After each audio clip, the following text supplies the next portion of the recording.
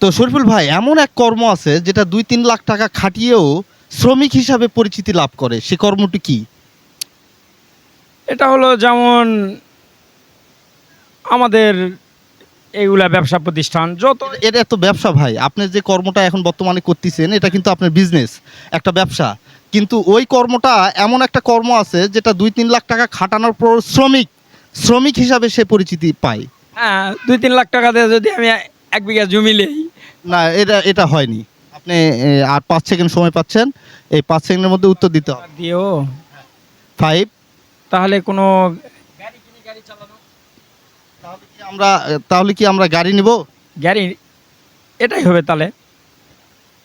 একটু ভেবে চিন্তে বলেন। শ্রমিক যেহেতু, শ্রমিক হলে তো গাড়ি হবে। আপনার উত্তরটি 100% রাইট।